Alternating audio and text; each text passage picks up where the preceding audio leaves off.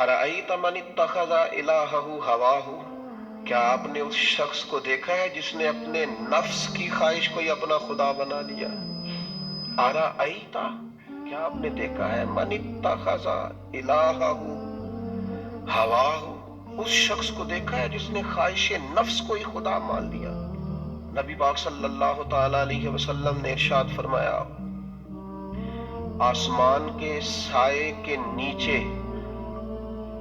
اللہ کے سوا پوجے جانے والے معبودوں میں سے سب سے سنگین اللہ کے نزدیک وہ معبود ہے جو لوگ اپنے نفس کی خواہش کو معبود بنا کے پوجتے ہیں۔ رب کہتا ہے انہوں نے اللہ کے مقابلے میں معبود بنا لیا۔ کس کو؟ نفس کی خواہش کو۔ ایک طرف اللہ کا حکم ہے، ایک طرف نفس کی خواہش ہے، چلتے کس طرف ہے؟ رب کہتا ہے انہوں نے نفس کی خواہش کو اپنا معبود بنا لیا، اللہ کا حکم نہیں مانتے۔ میں آپ سے ایک بات پوچھتا ہوں، جنازے کو بھی نماز ہی کہتے ہو نا؟ اس کا پورا نام کیا ہے؟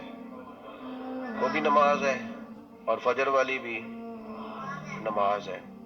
کتنا دوڑ رہا ہے بندہ، محلے کا ایک علاقے کا ایک بااثر آدمی انتقال کر گیا، دوڑ رہا ہے، چھٹی لی ہے، بھاگا آیا ہے، جلدی سے وضو کیا ہے، جنازہ پڑھنا ہے۔ لمبا چوڑا رش ہو گیا، صفیں گنی نہیں جا رہی، سر گنے نہیں جا رہے۔ یہ کس لیے آئے؟ کہتے ہیں نماز پڑھنے ہے جنازے کی۔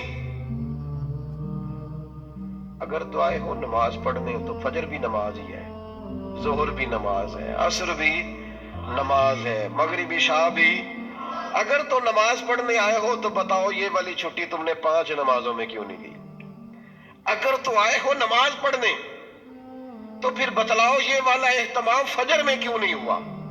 یہ تم نماز پڑھنے نہیں آئے، یہ ہم اللہ کے حضور حاضری دینے نہیں آئے۔ یہ وہ جو سیاسی رکھ رکھاؤ ہے، یہ جو ذاتی تعلق، یہ نفس کی عبادت ہے، یہ اللہ کی عبادت نہیں ہے۔ یہ خواہش نفس کی تکمیل ہے۔ یہ رب کی عبادت، یہ تو اپنے خواہش کے پیچھے دوڑے آئے ہو۔ مجھے بتلاؤ نا۔ وہ ایک شاعر تھے، انہوں نے بات تو بڑی غلط کی، لیکن چلو بعض اوقات نصیحت کے لیے کچھ باتوں کو دہرا دینا چاہیے۔ پاکستان کے ایک معروف شاعر تھے، ان سے کسی نے کہا کہ آپ مسلمان ہیں؟ کہنے لگا آدھا مسلمان ہوں آدھا کافر ہوں۔ اور کس طرح؟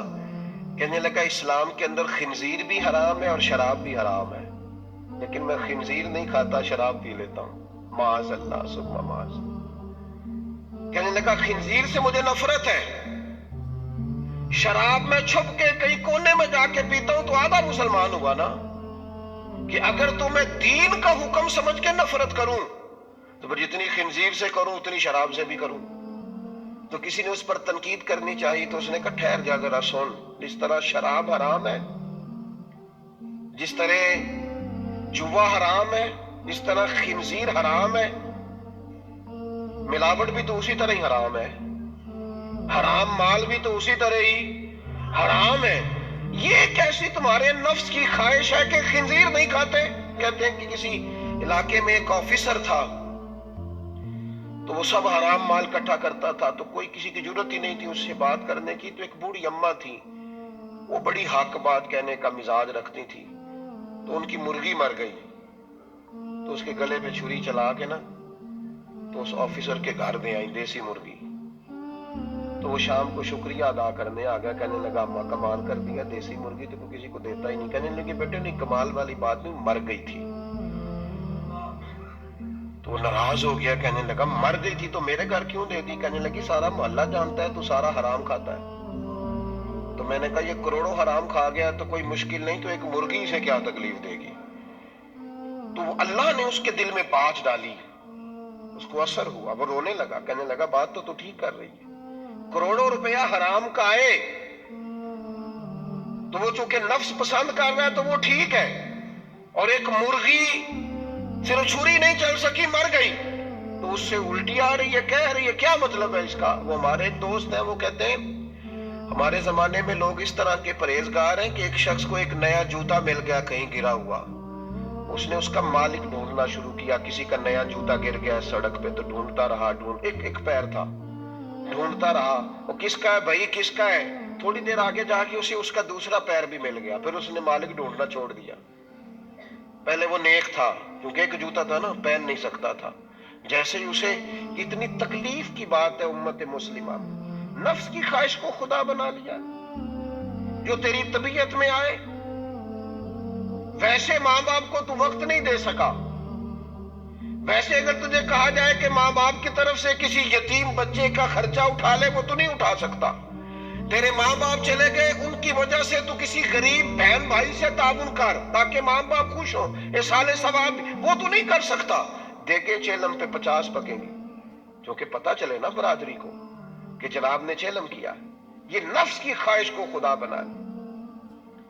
सियासी इफ्तारियां हो रही हैं, किसी की नीयत पर शक नहीं, अच्छी नीयत से लोग इफ्तारी कराते होंगे, लेकिन वो घरों का भी तो हमें पता है ना कि जहां लोग आटा भी इसलिए थोड़ा पकाते हैं कि कल भी इसकी जरूरत है। वो मोहल्ले के घर नजर नहीं आते। इफ्तारी के लिए एक सज्जन बुलाया जो पहले करोड़पति, और बुलाया कहां से? लाहौर से, इस्लामाबाद से, फैसलाबाद, तो जो तेरे इर्द गिर्द थे। नफ्स की ख्वाहिश को खुदा बना लिया। बंदा मोमिन की ये शान नहीं है।